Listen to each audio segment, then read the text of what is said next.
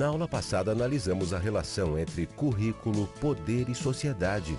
A relação estabelecida entre currículo, poder e sociedade a partir das teorias do currículo organizadas pelo Michael Young na década de 1970. Observamos o papel do currículo na reprodução social. Diversos autores discutem a questão da reprodução social através do uso do currículo, como é justamente que o currículo serve como mecanismo de reprodução de desejos de quem detém o poder, ou principalmente para que se mantenha uma determinada organização social, dominados e dominantes. E estudamos a noção de currículo oculto. As noções que são trabalhadas no currículo oculto pelo Apple e pelo Tomás Tadeu. Cada um, então, contribuiu para que a gente viesse a revisar o que são os conhecimentos dados pelo professor em sala de aula e que muitas vezes ele acaba não se dando conta. A isso chama-se currículo oculto. Uma boa aula.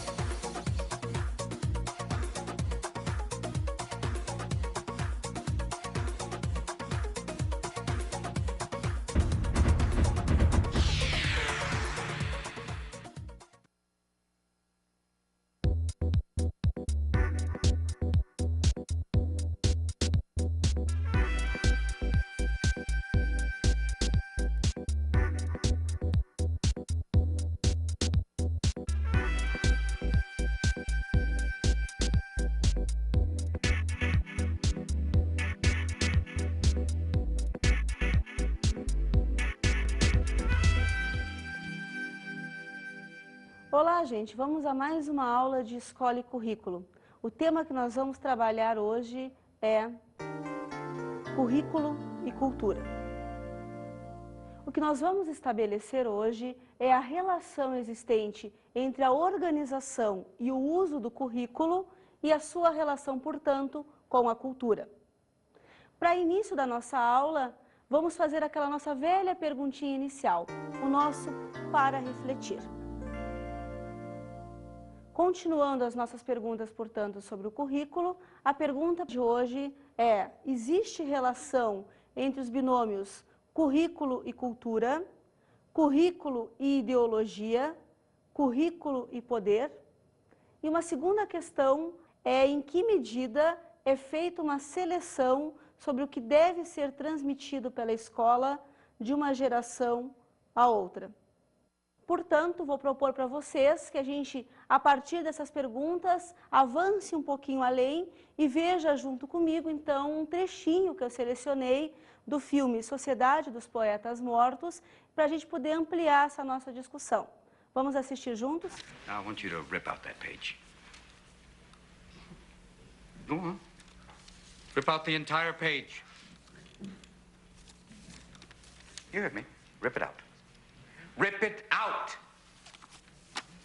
Go on. Rip it out. Thank you, Mr. Dalton. Gentlemen, tell you what, not just tear out that page, tear out the entire introduction. I want it gone. History. Leave nothing of it. Rip it out. Rip. Be gone, J. Evans Pritchard, Ph.D. Rip, shred, tear, rip it out. I want to hear nothing but ripping of Mr. Pritchard. We'll perforate it, put it on a roll.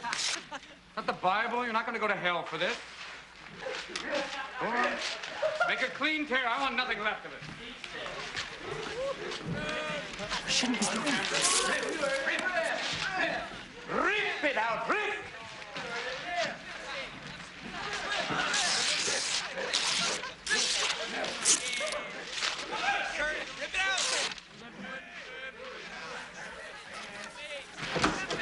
What the hell is going on here? I don't hear enough rip. Miss Keating. Mr. McAllister. I'm sorry. I didn't know you were here. I am. Ah. So you are. Excuse me. Keep ripping, gentlemen. This is a battle, a war, and the casualties could be your hearts and souls. Thank you, Mr. Dalton. Armies of academics going forward, measuring poetry. No, we'll not have that here. No more of Mr. J. Evans Pritchard. Now, my class, you will learn to think for yourselves again. You will learn to savor words and language. No matter what anybody tells you, words and ideas can change the world. O que vocês puderam observar, então, nessa primeira atitude feita pelo professor? Ele pediu para que os seus alunos rasgassem a primeira página introdutória do manual de literatura. Com que objetivo que ele fez isso? De acordo com as concepções do que os alunos poderiam aproveitar, ouvir a discutir na sua vida cotidiana ou acrescentar na sua educação ou no seu conhecimento, para o professor aquilo não tinha sentido, ou pouco, na verdade, acrescentaria. Então, ele privilegiou o que viria depois para as suas discussões e tirou, né, a página introdutória do manual de literatura. Justamente ele fez uma avaliação prévia do que poderia ser melhor aproveitado pelos seus alunos. Vamos ver agora a relação entre currículo e cultura. Inúmeros educadores têm discutido a respeito das relações que pode se estabelecer entre currículo e cultura. Relações essas que começaram a ser pensadas desde a década de 70, na verdade, quando se começou a produzir uma teoria crítica do currículo. Mas que aspectos, então, da cultura que são levados em consideração e que devem ser passados pela escola? Quais são esses aspectos da cultura que são trabalhados no ambiente escolar? Ora, existem inúmeros veículos, portanto, da passagem de elementos culturais, de valores culturais na vida cotidiana das pessoas. A sociedade se utiliza de inúmeros mecanismos. Então, desde o ambiente onde tu trabalhas, o ambiente onde tu te relacionas, que é o clube, a própria família, em todos esses ambientes vão se passando elementos e valores culturais. Quais são os valores que são, então, específicos que são passados na escola? Que tipo de valores que são esses? Para que a gente possa, então, melhor discutir as relações que são estabelecidas entre cultura e currículo e, portanto, o próprio ambiente escolar, esses educadores utilizam um mecanismo que é o mecanismo de tentar entender ou de reconhecer alguns conceitos. Ou seja, é preciso a gente construir primeiro uma teoria e depois jogar essa teoria, na verdade, para a prática. Esses conceitos extrapolam, muitas vezes, o próprio estudo ou campo de estudo da educação e se utilizam de outras disciplinas para serem formulados ou serem melhor direcionados. Por exemplo, a antropologia, a sociologia são ciências paralelas e que ajudam a educação a entender alguns conceitos. Para melhor a gente identificar o conceito de cultura, nós vamos tomar como ponto de análise dois referenciais. Um primeiro referencial, retirado então de um dicionário básico de filosofia, que comporta a ideia de cultura ou de alguém que tenha cultura como alguém que domine, na verdade, muitas vezes as artes, ou então um pouco mais amplo do que isso, que seja quase que um lugar compartimentado, o seu cérebro, onde inúmeros conhecimentos vão sendo sobrepostos uns aos outros. É a ideia, na verdade, de pessoa culta, é aquela que vive quase como se fosse uma enciclopédia ambulante. Por outro lado, nós temos também, então, das ciências antropológicas, duas outras concepções. Uma formulada pela antropóloga Margaret Mead. Ela fala justamente do conjunto de representações que são significativos para a gente entender a cultura. E, necessariamente, esse conjunto tem que estar inserido dentro de um espaço geográfico e de um contexto histórico. Ou seja, não pode estar dissociado desses dois elementos.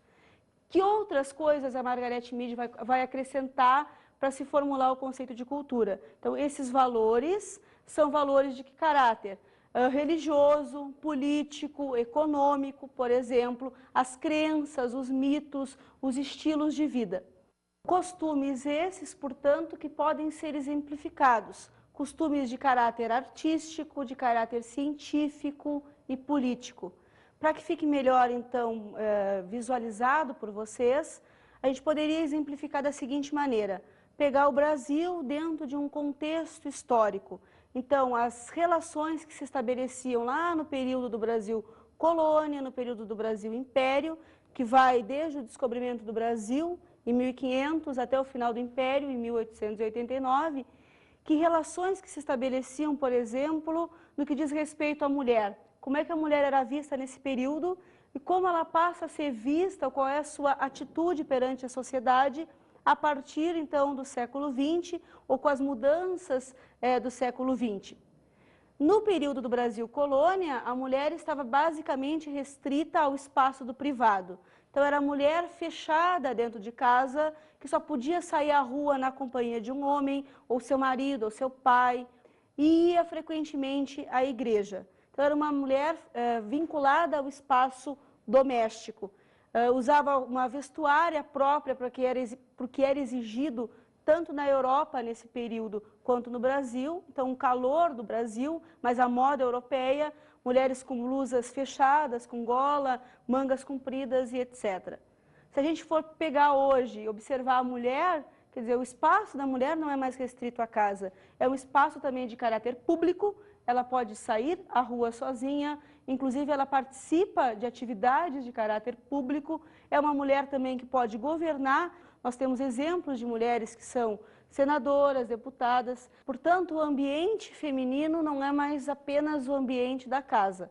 Os valores se modificaram, os elementos culturais das sociedades anteriores ao século XIX são diferentes dos elementos culturais que compõem a sociedade do século XX.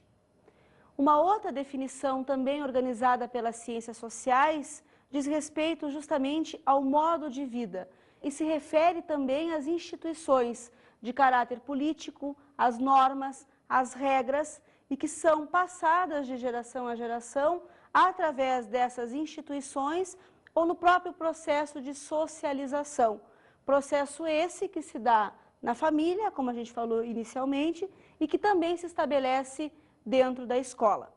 Só que o que se estabelece dentro da escola como critério para se aproveitar determinados elementos culturais passa por um processo, na verdade, de seletividade. Nos dizia Forcan o que deve ser transmitido pela escola.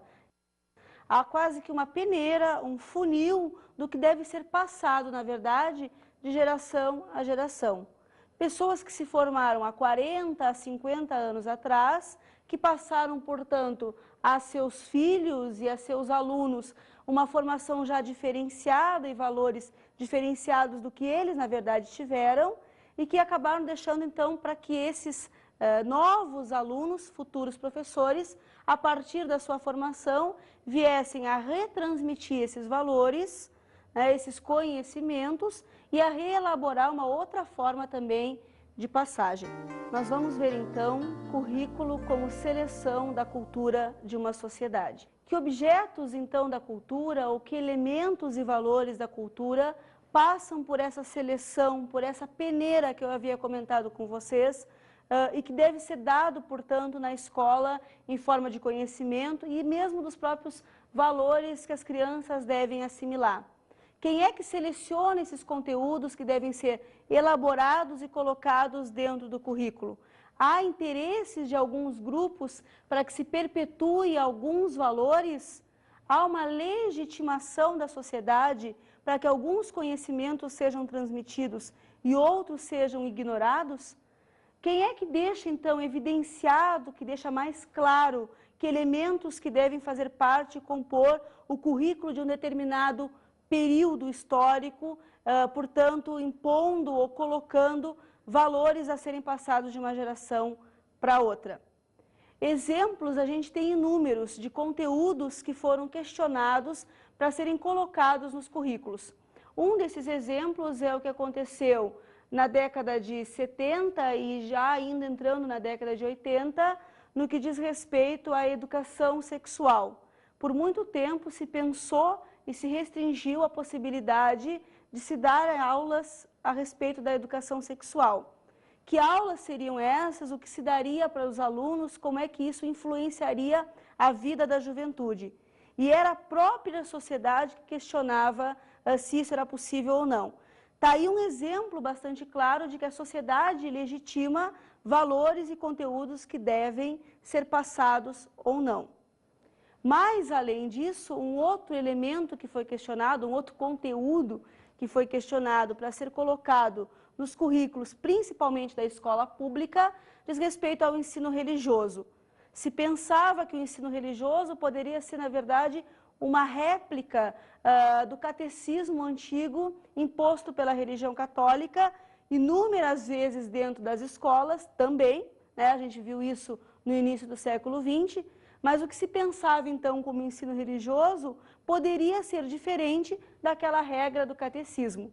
Então, esses conteúdos, eles nascem justamente de uma dinâmica de discussão entre a sociedade, que vai legitimar a escolha de determinados conteúdos, e um grupo de caráter dominante, a elite, na verdade, se vocês lembrarem a aula passada, que querem perpetuar uma determinada ideologia.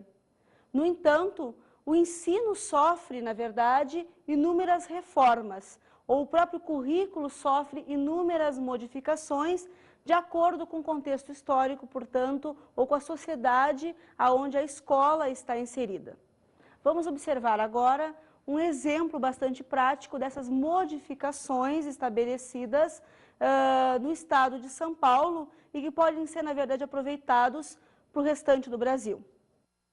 Então, justamente acompanhando as modificações que se estabeleceram na própria história do Brasil, em 1889 a gente tem a proclamação da República e diversas mudanças de caráter institucional aconteceram. Então, desde o nível da educação ao próprio nível da saúde.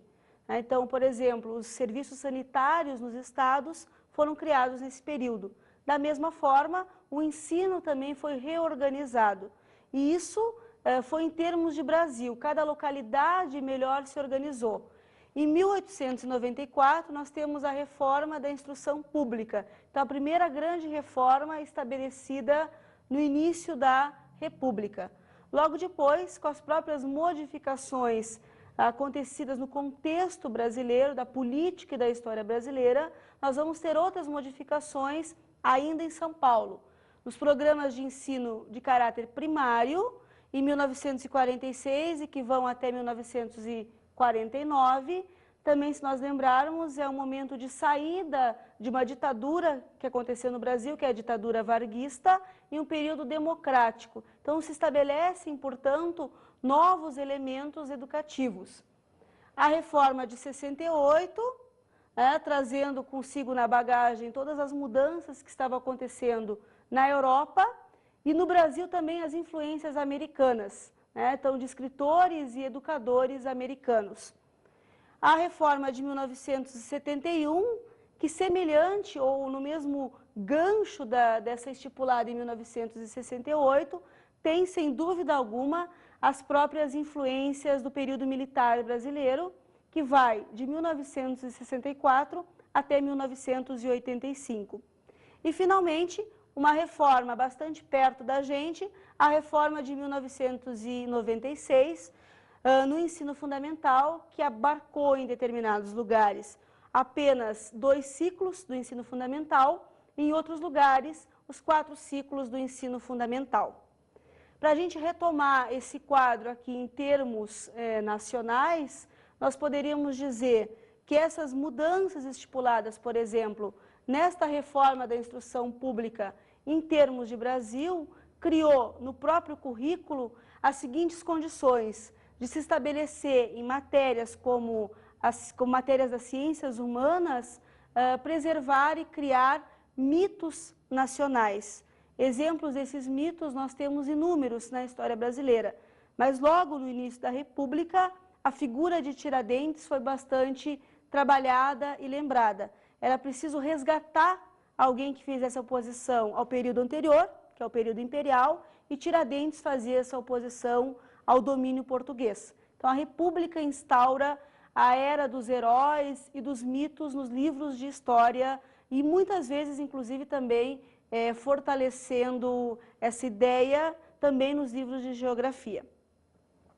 Além disso, olhando ainda para esse quadro que vocês têm também na apostila de vocês, depois vocês podem retomar esses aspectos no quadro que vocês têm, a gente pode observar também que o currículo ele vai modificando, ele vai ganhando no decorrer do tempo algumas disciplinas e perdendo outras disciplinas. Então, inicialmente, disciplinas principalmente de valor moral, a gente poderia dizer assim, que são bastante batidas. Na primeira reforma, a gente tem também a oratória, né, sendo uma das disciplinas incluídas no próprio currículo, mas sempre até a década de 1970, disciplinas de caráter moral. Moral e cívica, por exemplo, ou SPB, como vocês podem acompanhar.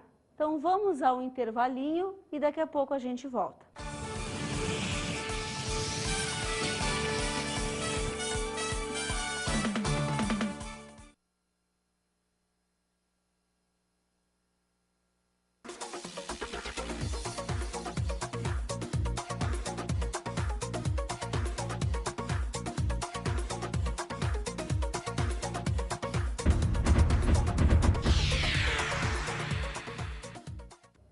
Ok, então retornaram do seu cafezinho, vamos dar continuação à nossa aula de hoje.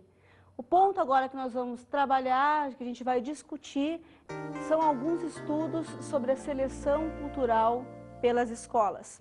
Estudos esses desenvolvidos por pesquisadores e por educadores ingleses, como o Raymond Williams e o Dennis Lawton. Então, eles desenvolveram, a partir dos seus estudos, a seguinte hipótese, né, de que havia, sim, uma seleção, um privilégio sobre determinados conhecimentos que deveriam compor o currículo escolar nos níveis diferentes a que as crianças estão frequentando a escola e que havia, portanto, interesses ou não de grupos externos à elaboração desse currículo. Mais além do que isso, a gente pode também fazer uma avaliação da própria ideia de que elementos que são passados na educação infantil, por exemplo, que faz parte, inclusive, da própria avaliação feita por esses educadores. Na educação infantil, são trabalhados diversos elementos, diversos valores. Então, desde o caráter de conhecimento científico, portanto, saberes formais instituídos, até outros elementos, de caráter, por exemplo, afetivo, né? Um dos exemplos que a gente pode pegar na nossa prática cotidiana, quando nós trabalhamos pré-escola ou as séries iniciais da educação infantil, é a própria ida, né, ao banheiro para a escovação dos dentes. Não está lá escrito, prescrito no currículo, mas faz parte da nossa atividade diária. Há, portanto, sim, uma intervenção, nós poderíamos dizer, do professor nas atividades que ele vai desenvolver em sala de aula e que fazem ou não parte do currículo. A essa intervenção, na verdade, do professor, nós chamamos de transposição didática. Essa transposição didática é uma leitura bastante pessoal do professor, do educador, no que diz respeito ao currículo ou às atividades que ele vai trabalhar em sala de aula. O trabalho do professor realizado em sala de aula, então, está inserido dentro de uma dinâmica, né? A metodologia que ele vai utilizar, a forma com que ele vai expor os conteúdos, a forma com que ele vai lidar com aqueles alunos. Então, são todas as atividades relacionando o professor, o seu cotidiano em sala de aula e a sua relação, na verdade, direta com os seus alunos, com um grupo de alunos que sempre é bastante singular em relação ao grupo anterior. Vamos ver, então, as demandas para o currículo da educação básica. Tem sido palco de discussão a respeito justamente do que colocar no currículo. Se outros conteúdos mais emergenciais devem ser também discutidos no currículo, como, por exemplo, a própria questão do meio ambiente. Então, tal qual a própria educação sexual e o ensino religioso foi objeto de discussão na década de 70 e na década de 80, outros conteúdos também são objetos de discussão hoje. Então, assim, deixar de formalizar, na verdade, determinados conteúdos e ir acrescentando outros conteúdos que diagnosticassem ou que dessem, na verdade, valores para que os alunos pudessem discutir e dialogar com a sociedade que está aí.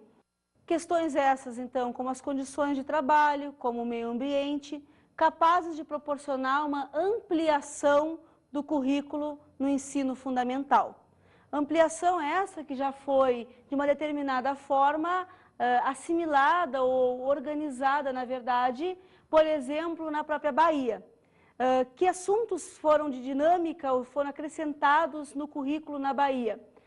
Assuntos que dizem respeito à própria cultura afro e que hoje fazem parte de uma discussão em nível nacional sobre como colocá-los ou normatizar a existência desse tipo de conteúdo no currículo nacional. Então, na Bahia, desde a década de 80 e já na década de 90 também, se fizeram inúmeras discussões das melhores formas de se trabalhar a questão da cultura africana. Em algumas escolas isso foi sendo gradativamente incorporado, até então que a Secretaria de Educação do Estado da Bahia acrescentou isso no currículo.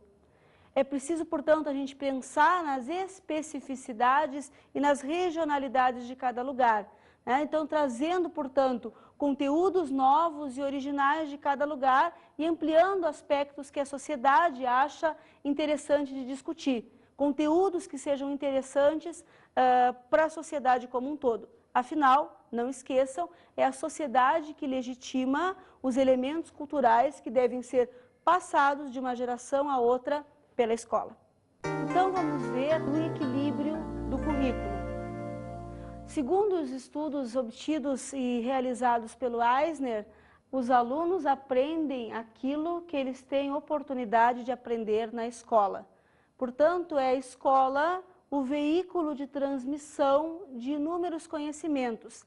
E é a ordem estipulada pelo próprio currículo das disciplinas que devem ser ministradas, dos horários em que as disciplinas devem ser ministradas, a própria grade curricular, que vai também fazer essa seletividade, na verdade.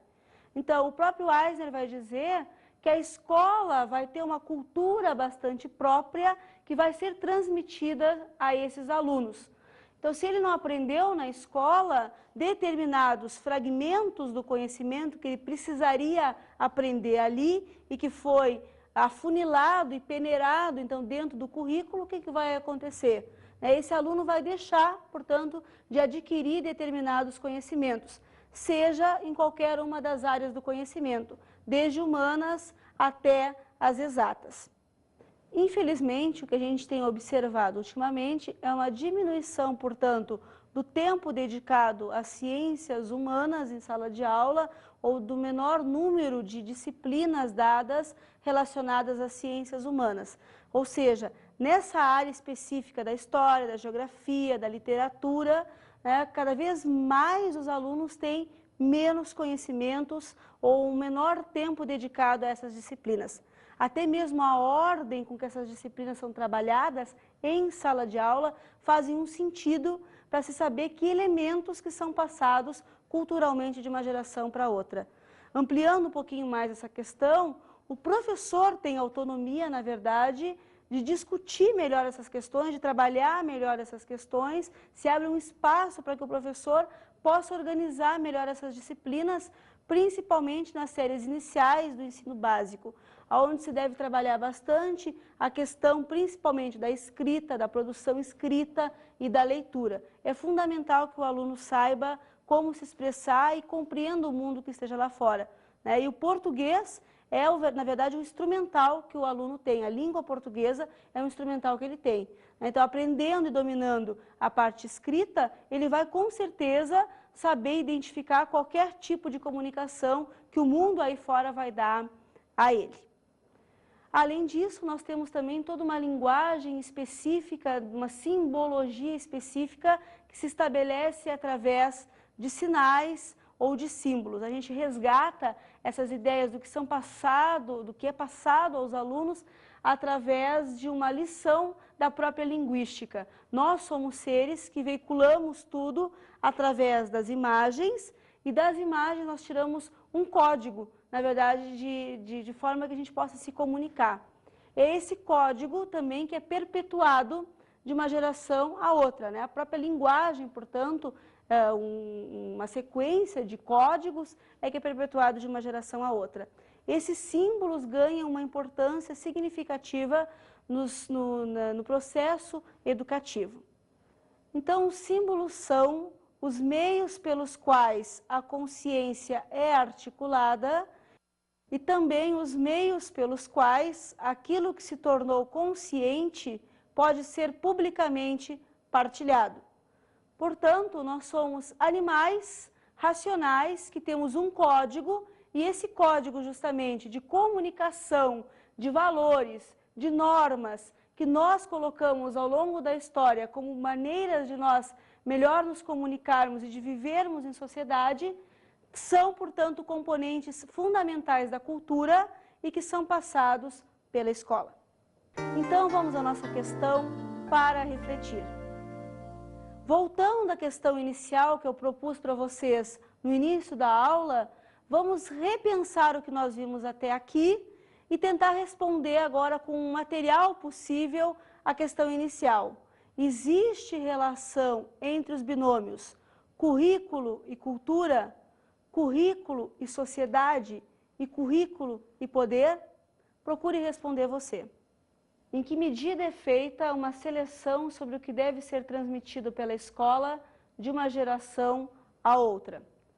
Então, a nossa aula de hoje, a nossa aula passada, creio, já deve ter dado subsídios suficientes para que vocês possam justamente responder se há ou não interferências na escolha de determinados conteúdos, de quem é essas interferências e se nós, professores, também podemos ter as nossas interferências sobre a seleção de determinados conteúdos curriculares. Vamos então às nossas dicas de estudo. Continuem lendo os 2 livros que eu indiquei para vocês na outra aula e leiam também a Revista Brasileira de Educação, número 28, que tem um artigo específico lá do Antônio Flávio Moreira. Para fechar também, indicaria para vocês a continuidade lá do filminho que nós começamos com um trechinho dele na nossa aula, que é a Sociedade dos Poetas Mortos. Vale a pena rever. Por hoje é só e até o nosso próximo encontro.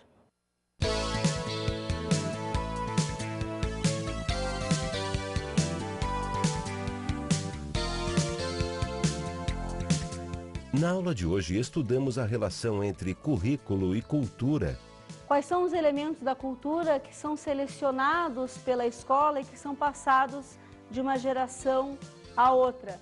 E qual é o conceito, portanto, que deve ser utilizado sobre cultura para que a gente possa estabelecer essa relação? Vimos como o currículo é uma seleção no interior da cultura de uma sociedade. Vimos como aspectos do currículo ou conteúdos do currículo são incorporados e outros são, na verdade, deixados de lado. Quais são as interferências dessa sociedade ou dos grupos de poder na escolha de determinados conteúdos, de valores e de conhecimentos que devem ser passados de uma geração a outra. E observamos as demandas contemporâneas para o currículo da educação básica. Observamos, portanto, as discussões estabelecidas pelos educadores contemporâneos no Brasil sobre que elementos ou que conteúdos devem ser assimilados ou colocados no currículo da educação básica. Até a próxima aula!